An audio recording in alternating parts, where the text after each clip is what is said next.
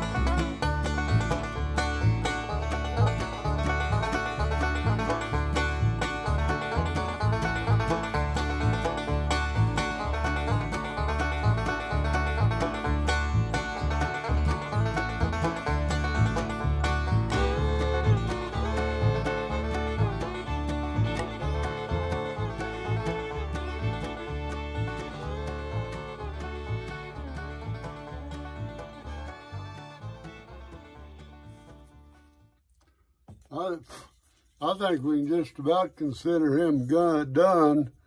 He's got the hairline down the back like I want it. Got the shape. I got the hat just about right. I don't know about the little spot right there.